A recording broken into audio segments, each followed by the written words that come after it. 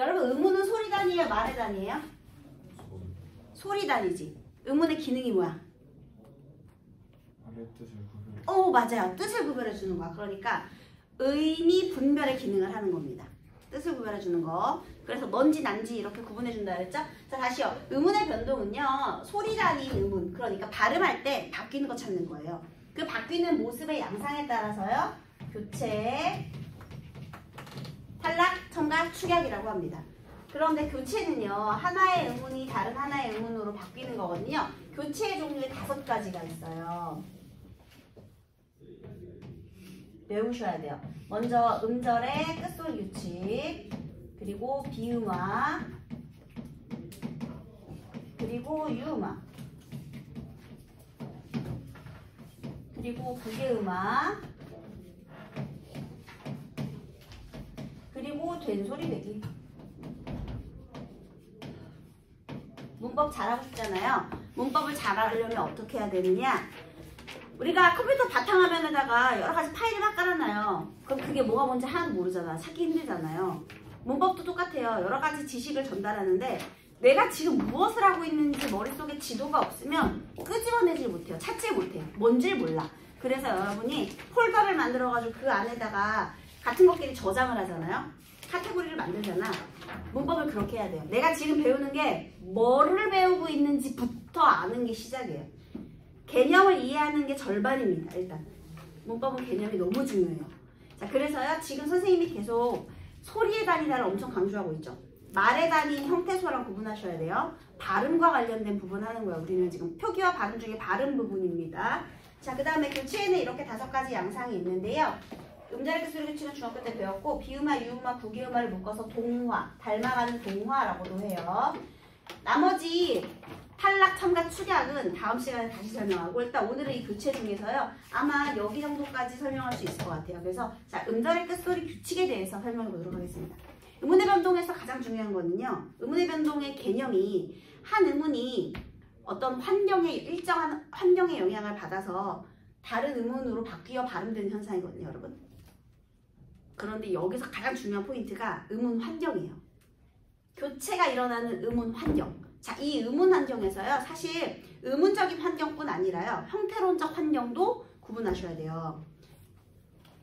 얘는 자, 환경에 따라서 일어나는 건데요. 이 환경의 종류가 2개가 있다. 뭐가 있냐? 의문론적 환경, 의문적 환경, 그리고 형태론적 환경. 얘들아, 의문의 종류에 물론 비분절 의문인 소리의 길이도 있지만 분절 의문의 종류 뭐가 있었죠? 자음 모음 있잖아, 얘들아. 그러니까 봐봐, 머릿속에 니네들이 지금 개념이 충분하지 않으니까 빨리빨리 안 나오는 거야. 의문이라는 건 자음이냐 모음이냐 그거에 따라서 바뀌는 거예요. 그리고 뭐 파열음이 왔느냐 비음이 왔느냐 아니면 이거 예사소리와 예사소리가 왔느냐 뭐 이런 것들. 형태적 환경은 형태론적 환경이에요. 형태론적 환경을 말하는 게 뭐냐? 형태소야. 형태소 조건. 예를 들면요. 나중에 우리 특히 이것은 그 된소리 대기에서 더 자세히 배울 건데요. 같은 단어가 있죠. 이거 의문이 똑같지? 그런데 얘는요. 우리 한자어 물질이야. 물질의 구성 물질. 자, 그럼 얘는 어떻게 발음하죠? 물질로 발음하죠. 근데 여기 해녀의 물질이라고 하면 얘 어떻게 발음해요? 그냥 물질이거든요. 뭐야? 의문의 조건이 똑같은데 동일한데 왜 어째서 발음이 달라졌을까? 뭐 조건이 다른 거냐면 형태소 조건이 다른 거예요. 어떤 형태소 조건? 얘하고 얘의 어떤 조건이 다를까? 얘는 한자어, 얘는 고유어. 한자어, 물이 우리말이거든요. 질도 우리말이고. 그래서 한자어 고유어라는 형태소 조건이 다른 거야, 얘들아. 그래서 그런 단어의 의미 조건이 달랐기 때문에 형태적이다라는 건 형태소 단어를 포함하는 개념이에요. 그렇기 때문에 이런 것도 구분하셔야 돼요. 자, 중요한 것은 왜 일어나느냐.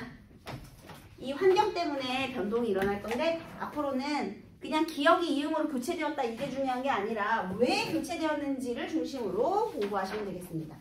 일단 뭐가 중요한지 알았다면 오늘은 의문의 변동 중에서 교체 첫 번째 음절의 끝소리 규칙 공부해 보도록 할게요. 얘들아, 음절의 끝소리 규칙인데요. 이제 선생님이 지금 여기 어문규정 조항 중에서요. 어문규정이 원래 국어의 규칙을 정리해 놓은 거예요. 어문규정 원래 4가지로 되어 있거든요. 그런데 그 중에서 선생님이 표준 발음법 조항 관련된 것만 뺐어요. 되게 많이 있는데 여러 가지가 있는데요. 어문규정은 총 4장으로 구성되어 있고 뭐 되게 뭐가 많은데요. 그 중에서 의문의 변동 관련 있는 게 표준 발음법. 의문의 변동이 발음이잖아. 그래서 그 발음과 뺐는데 학교 시험 문제 어떻게 나오느냐? 여기에 있는 조항이 보기로 나오는 거예요. 참고로 표준 발음법에서는 뭐 총칙 있고요. 전통성과 합리성을 고려해서 발음을 따른다. 그 다음에 자음과 모음이 있고요. 자음과 모음의 이름도 있고요. 순서도 있어요. 음의 길이도 이야기되어 있고요. 자, 중요한 건 이제 4장부터예요. 받침의 발음. 찾으셨죠? 여기 파랑, 여러분, 받침의 소리로는 기역부터 이음까지 가느다란 물방울 7자음만 발음한다. 우리 이런 걸 뭐라고 한다고요? 음절의 끝소리. 여기 파랑하고요. 구항이 둘 다 음절의 끝소리 규칙 관련된 건데요. 파랑, 구항 묶어가지고요. 여기 파랑에다 음끝 적으세요. 파랑 음끝. 그 다음에 한 장 옮겨서 구항에도 음끝 적으세요. 구항에도 음끝. 둘 다 음끝이에요. 그래서 이 조항을 바탕으로 해서 이해를 하셔야 돼요. 자, 다시 보겠습니다. 음절의 끝소리 규칙 중에 오늘 첫 번째, 교체 중에 첫 번째 음절의 끝소리 규칙. 음절의 끝소리 규칙은요, 음절의 끝에서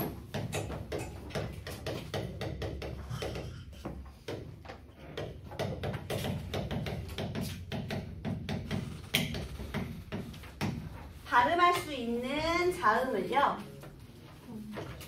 얘들아, 근데 음절이 뭐야?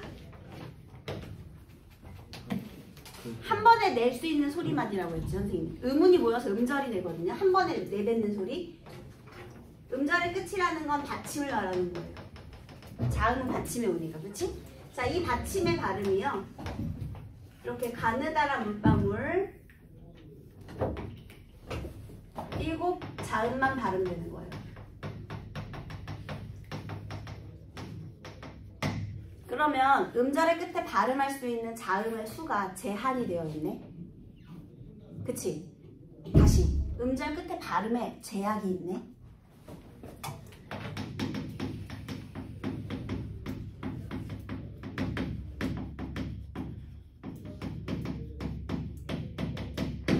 나머지가 오면 그럼 어떻게 해야 돼? 표기는 다 할 수 있거든요. 모든 걸 다 할 수 있어요.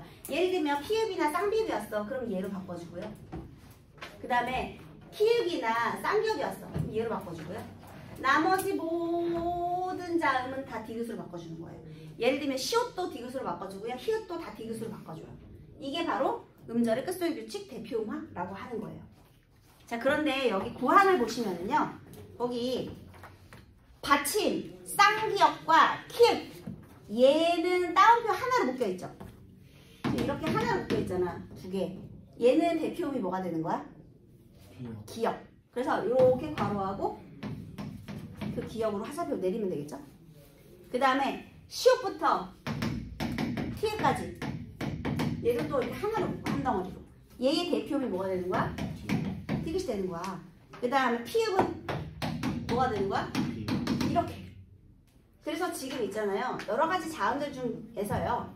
파열음, 파찰음, 마찰음에 해당하는 안울림 소리들은요. 다 파열음, 기역, 디귿, 비읍으로 바꿔주는 거예요. 선생님 그런데 왜 울림 소리 조항은 없어요? 얘는 그냥 한 칸에 하나잖아. 바꿀 필요가 없어. 그냥 그대로 발음하면 돼. 울림 소리는 그대로 발음하면 돼. 안울림 소리가 문제가 되는 거야. 그래서 가느다란 물방울 중에서 안울림 소리는 기역, 디귿, 비읍이거든요. 나머지는 봐봐. 다 울림 소리지? 그래서요. 이렇게 국어의 파열음, 기역, 디귿, 비읍만 음절의 끝소리로 안울림 소리 중에 발음할 수 있게 되는 겁니다. 이해되셨죠? 됐어요. 자, 그러면 이제 암기가 필요해요. 어떤 암기? 우리가 바닷가의 못난이 이렇게 외우면 참 좋겠지만 이제 교과서의 개념 정리를 할 때는 비읍부터 쓰지 않고 기역부터 써요. 왜냐면 기역은 순서대로 써야 되기 때문에. 그래서 기역, 디귿, 비읍이 이응, 니은, 미음으로 뭐 이런 식으로 많이 나오거든요. 그래서 이제부터는 여러분이 파열음, 기역, 디귿, 비읍 이거 외우셔야 돼요. 그러니까 4, 8은 30이 다 튀어나오는 것처럼 파열음, 기역, 디귿, 비읍 자동으로 튀어나올 수 있게 외우셔야 돼요. 유치하지만 구두방으로 외우세요. 그게 최고예요. 구두방. 그 다음에 비음은 오나미. 뭐 유 컴퓨터가 흐르게 생겼죠? 그래서 유음, 리을은 금방 외워지는데 이렇게. 지금 선생님이 말하는 파열음, 비음, 유음 이런 건 좋은 방법인 거 아시죠? 그 다음에 얘네들은 좋은 위치라고 하는 거예요. 그거 아시죠? 손이 만들어내는 위치와 방법. 자, 그래서 따라해보세요. 파열음, 구두방. 얘들아 유치해도 붙여야 돼. 특히 이준이처럼 잘 암기가 안 되는 친구들은 무조건 발음하셔야 됩니다. 다시 파열음, 구두방. 그럼 다시 해볼게요. 파열음, 기역, 디귿, 비음. 그 다음에 비음, 이음, 니음, 니음. 비음, 오나미. 예, 구두방에 오나미 나중에 음성 지원 될 거예요, 여러분. 꼭 기억해 두세요. 자, 기역, 디귿, 비음. 그리고 이음, 니음, 니음. 이거 외우셔야 됩니다. 자, 다시. 선생님이 환경이 중요하다고 했는데 선생님 그러면 음절의 끝소리가 일어나는 환경도 있나요? 있죠. 물론 있죠. 자, 첫 번째 환경은요. 어말에서 단어의 끝이란 뜻이죠. 가장 기본 단어로 한번 예를 들어보겠습니다. 여러분 얘는 어떻게 발음해요? 음절의 끝소리 교체가 일어났죠. 자, 두 번째는 자음 앞에서 여기 뒤에 자음을 붙여볼게요. 여기 도를 붙였더니 어떻게 됐어요? 도어. 또 물론 된소리대기가 일어나는 건 파음기라 된소리대기가 일어나는 이건 나중에 배우고 중요한 건 여기만 보세요. 음절의 끝소리 규칙이 일어났죠. 그거 안 되니까요. 자, 그 다음은 또 어디서 일어나느냐? 모음은 모음인데 실질 형태소 모음 앞에서 일어납니다. 여러분 형태소의 개념이 혹시 뭔지 아십니까? 음우는 소리 단위였죠. 형태소는 무슨 단위게? 말의 단위예요. 말의 최소 단위. 근데 어떤 말? 뜻을 지닌 말의 최소 단위. 그런데 그 뜻이요. 실질적인 단어의 의미에 있으면 실질 형태소라고 하고요. 문법적인 의미를 가지면 형식 형태소라고 해요. 그래서요. 우리 형식 형태소를 하기 전에 좋아. 니네 표정 보니까 좀 잘 모르는 것 같아. 잠깐 여기에 형태소 정리 좀 할게요. 얘는 이제 말 만드는 단위예요. 음우는 의미를 구분해주는 소리 최소 단위였다면 얘는 뜻을 지닌 말의 최소 단위가 됩니다.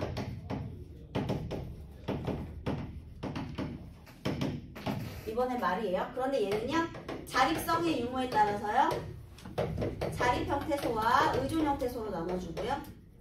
자립 형태소라는 거 하나의 품사를 이룰 수 있는 것이고 의존 형태소는 다른 것과 결합해야 단어가 되는 거예요. 자, 그 다음에 두 번째는요. 실질적인 의미 유무에 따라 실질 형태소와 형식 형태소로 나눌 수 있어요. 자, 그런데 우리 문법에서요. 이 말이 정말 많이 나와요.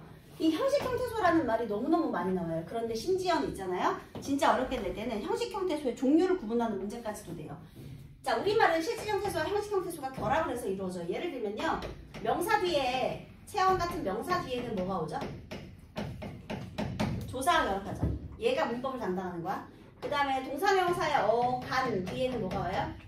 어미가 문법을 담당하죠. 과거라든지 높임이라든지. 그 다음에 뭐 문장의 종결이라든지. 그 다음에 새로운 단어를 만들 때는요. 어근끼리 결합할 수도 있지만 어근에 접사 또는 전미사라고 이렇게 쓸게요, 여러분. 접두사도 있지만 일단 전미사, 이게 전미사라는 말이 많이 나와서 조사, 어미, 접사. 자, 이 전미사와 결합해서 파생어를 만들기도 해요. 근데 중요한 거는 얘네들이 다 뭐가 되는 거야? 형식 형태소가 되는 거야. 그래서 여러분 따라해보세요. 형식 형태소, 조사, 어미, 접사. 외우셔야 돼요. 형식 형태소, 조사, 어미, 접사. 그럼 다시요. 실질 형태소 모음 앞에서는 음절의 끝소리 규칙이 일어난대요. 자, 그래서 부엌에다가요. 안을 한번 붙여볼게요. 명사니까 실질 형태소죠? 자, 얘는 어떻게 발음해? 부엌안이야, 부엌안이야? 부엌안. 일어났습니다. 근데 굳이 이렇게 썼다는 것은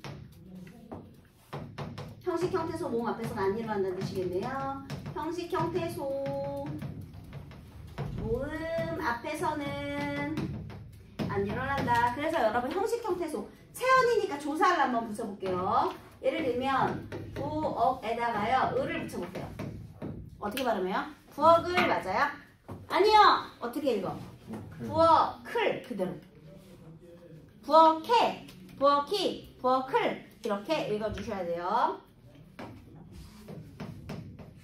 이건 어떻게 읽을까요?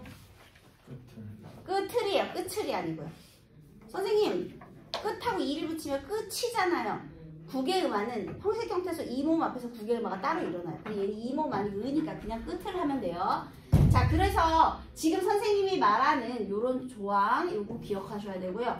그런데 오늘 교체만 배울 건데 우리 또 음절 끝에 발음이 제약된다 이 조건에 해당하는 것이 하나가 더 있어요. 바로 그거는 탈락에 해당하는 자음군 단순화예요.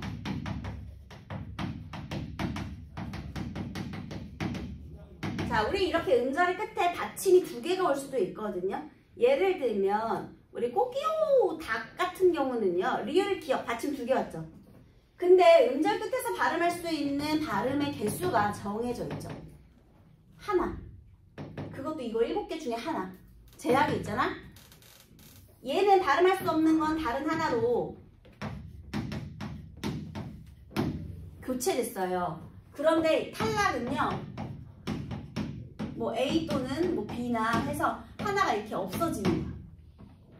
그러니까 얘는 없는 거야. 탈락했지. A가 빠져버린 거야. B가 또는 B가 빠지든지 A가 빠지든지.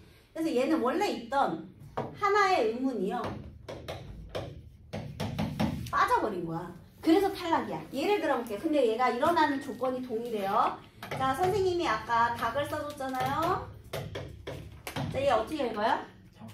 봐봐. 탈락했지? 그 다음에 똑같이 얘는 어떻게 읽어요? 닭도 맛있다. 이렇게. 그 다음에 이거 어떻게 읽어? 달간이야, 다간이야? 다간이에요. 그런데 얘는 어떻게 읽어요? 달글. 자, 여러분 여기 초성 이거 이응 없는 거죠? 하나, 둘, 셋, 넷, 다섯, 여섯. 하나, 둘, 셋, 넷, 다섯, 여섯. 변한 게 없죠. 그대로 둘 다 발음해 준 거예요. 달글 이런 식으로. 그래서 우리 막장 드라마에 많이 나오는 요 단어 어떻게 읽어줘요? 야, 그녀는 안 돼. 그녀는 내 눈에 흙이 들어가기 전까지 절대 안 돼. 이렇게 발음해야 돼요. 그래서 여러분 배우들 잘 보세요. 그녀는 고등학교를 나왔는지 안 나왔는지 확인하는 방법이에요. 고등학교 나왔으면 어떻게 해야 돼요? 흙이라고 해야지. 앞으로 흙이라고 발음하는 애랑 만나지 마, 얘들아. 걔네는 고등교육을 안 받은 애들이야. 알겠지? 네? 흙이에요, 흙이. 됐어요? 그래서 여러분 지금 이 조건이죠. 형식 형태에서 모음 앞에서는 이러하지 않는다. 얘가 어떤 식으로 또 문제 구성이 되느냐. 학교 선생님들은 무조건 탐구형 문제를 한 문제는 내야 되거든요. 그래서 어떻게 문제를 출제하셔야 되느냐. 이렇게 해야 돼요. 자, 어떻게?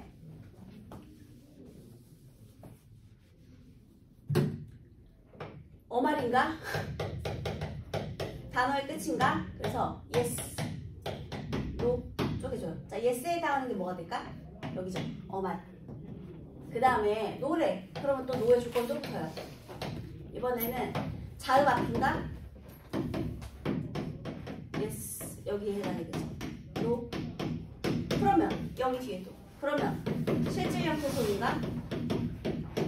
yes, no 이렇게 되는 거죠. 그래서 어떻게 나오니? 여기에 해당하는 예를 모두 고른 것은 아니면 A, B, C 각각 올바르게 짝지어진 것은 이렇게.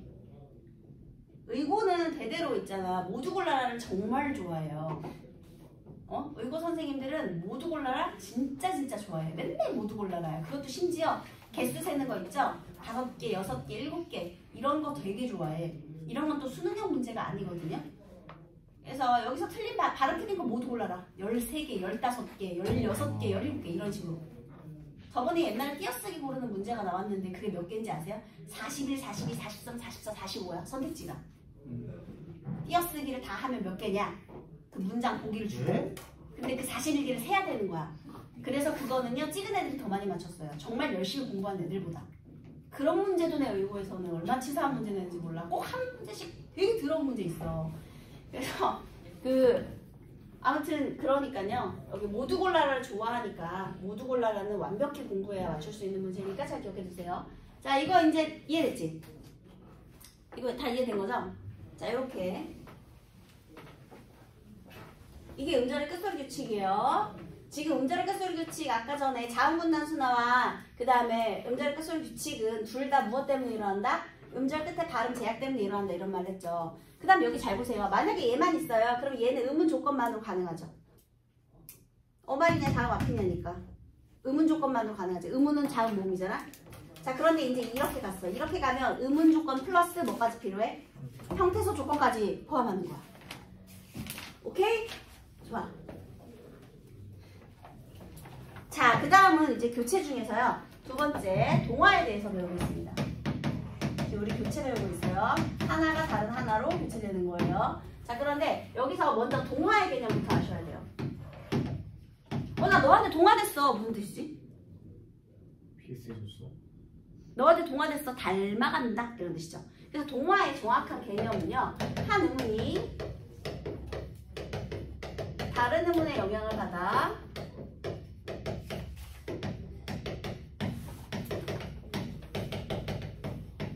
같거나 비슷한 음운으로 교체되어 발음되는 현상. 아, 정의 너무 길죠? 음운의 변동이 이것 때문에 짜증나. 그래서 잘 보세요. 일단은요, 물론 학교에서 동화의 정의를 알려주지 않을 거예요. 게다가 동화음, 피동화음 이런 용어도 학교에서는 알려주지 않을 거예요. 이제 고3 때 더 전문적으로 배운 용어들이거든요. 하지만 이 개념을 이해해야 완벽히 문제를 맞출 수가 있어요. 그래서 잘 들어보세요. 어떤 음운이 같거나 비슷한 음운으로 교체되는 음운이죠. 그치? 자, 무엇의 영향으로? 다른 음운의 영향으로. 얘 때문에 얘가 교체되는 거야. 그래서 얘는 동화를 일으키는 원인, 동화음. 얘가 원인이라고 하고요. 어쨌든 얘가 교체가 됐잖아, 얘 때문에. 그러면 얘는 뭐라고 하느냐? 동화를 당했어. 피동화음. 교체되는 음운이 피동화음이에요. 얘는 결과에 해당이 됩니다. 비슷하게 닮아가는 거예요. 그런데 여기에 봐봐. 말이 비음화, 유음화, 국외음화. 비음으로 바뀐 것, 유음으로 바뀐 것, 국외음으로 바뀐 것 이렇게 되는 거예요. 자, 그럼 또 다시 볼게요. 동화는요. 동화의 정도에 따라서요. 완전 동화와 불완전 동화로 나눌 수 있어요.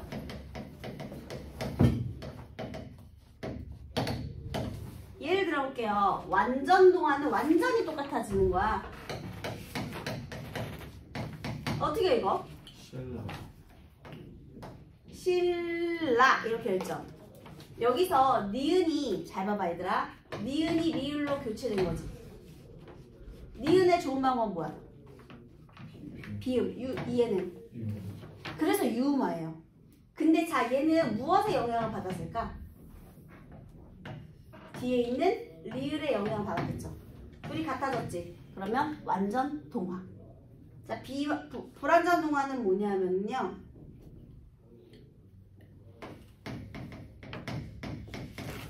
얘는 어떻게 읽어요? 국물 이렇게 읽어요. 자, 그러면 기억이 이음으로 교체됐지. 자, 무엇의 영향으로? 미음. 뒤에 있는 미음의 영향으로.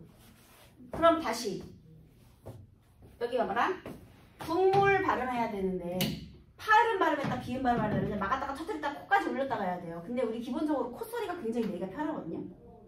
막았다 터뜨리는 게 힘들지 코는 그냥 편안하게 계속 올려주면 되거든요.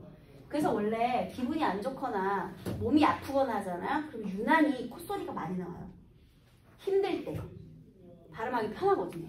다시 국물 발음하는 것보다 얘를 이렇게 옮겨봐. 그럼 계속 국물이니까 계속 비음으로 발음할 수 있죠. 편하죠. 이 발음을 편하게 하려고 이런 게 일어난단 말이야. 자, 그래서 얘 같은 경우는 파열음이 비음의 영향을 받아 비음으로 바뀌었어요.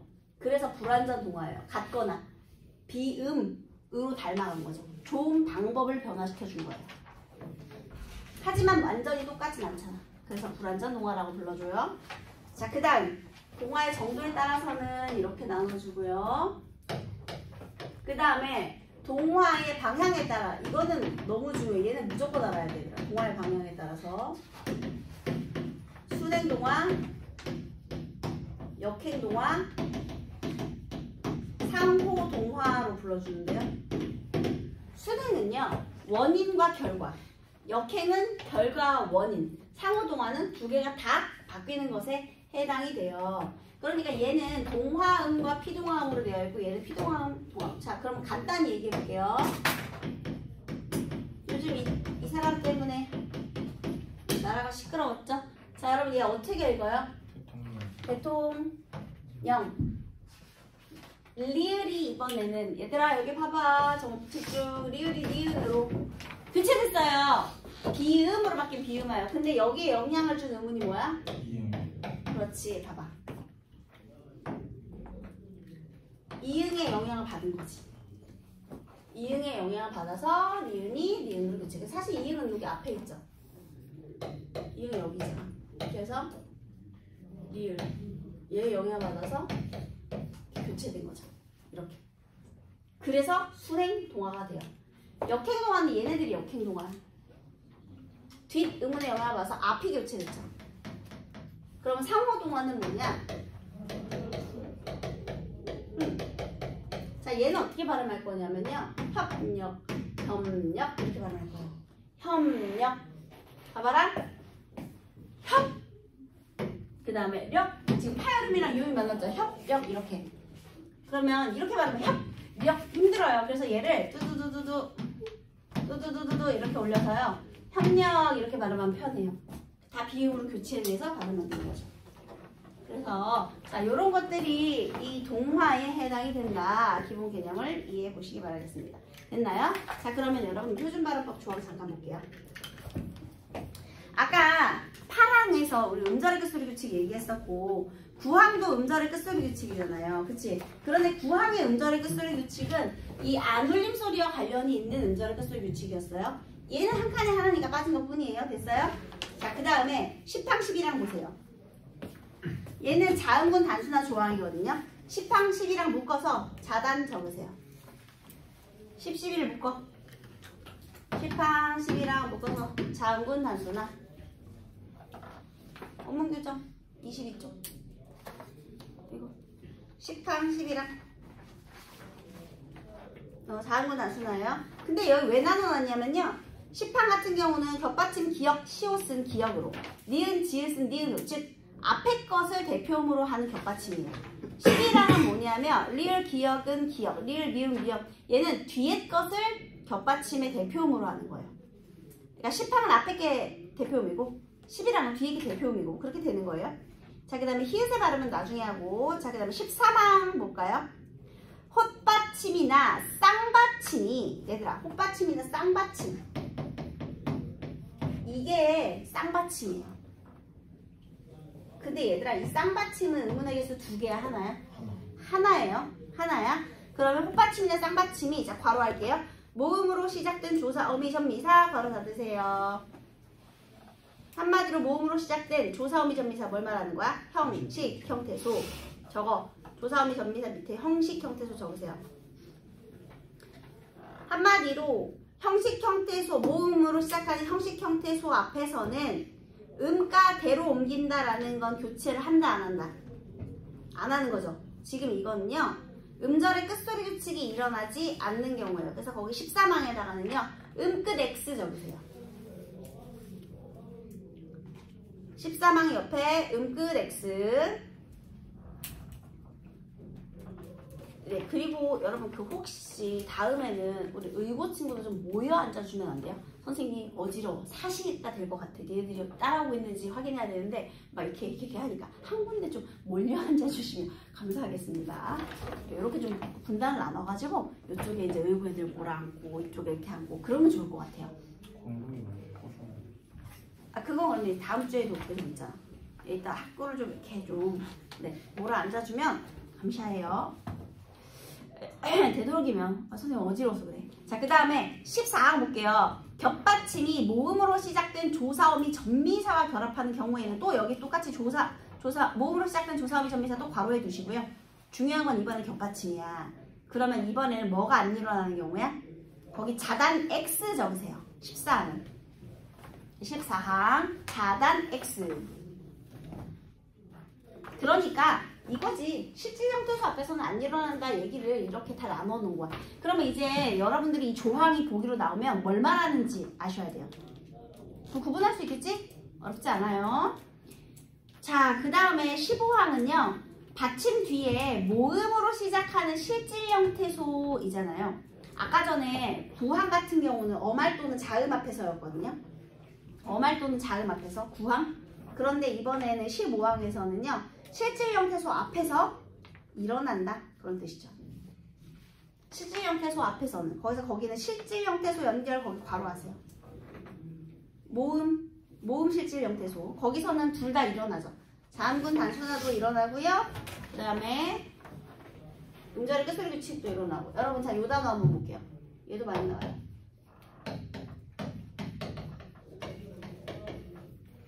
자, 어말에 둘 다 시옷이 있어요. 그리고 얘는 모음 앞 의문적인 형태 환경이 의문적인 환경이 똑같아요. 모음 앞에 있는 시옷이에요. 자, 그런데 이 시옷은 어떻게 발음될 거야? 우리 이렇게 발음할 거거든요. 얘는 디귿으로 교체가 되고 얘는 그대로 연으면서 그대로 시옷이에요. 그래서 허두숨. 자, 얘는 시옷으로 교체됐고 얘는 그대로인 이유는 뭐예요? 웃음이 실질적으로. 그치. 자, 봐봐. 얘는 이 디귿으로 교체된 것은 시옷이 디귿으로 교체된 것은 뭐 앞에서? 실질 형태소 모음 앞에서. 그런데 웃음. 자, 여기에 있는 이거 시옷은 그대로 연음이 되었는데요. 얘가 교체가 되지 않은 것은 형식 형태소 접사잖아. 접미사잖아. 그래서 얘는 형식 형태소 모음 앞에서. 이 때문에 그러니까 얘가 발음이 달라진 이유는 즉 얘만 교체된 이유는 형태소 조건 때문이죠. 실질 형태소 앞이냐 형식 형태소 앞이냐 이런 식으로 실질 형태소 형식 형태소 조건이 굉장히 중요합니다. 그래서 지금 그 15항까지 그렇게 얘기를 한 거예요. 그 다음 이제 어문규정 23페이지를 보면 17항부터 음의 동화가 나오기 시작하거든요. 그래서 여기부터 여기까지가 다 동화에 관련된 거예요. 그래서 이 동화는 이제 비음화, 유음화, 국외음화를 나누어서 설명해야 되는데요. 비음화부터 선생님 다음 시간에 설명할게요.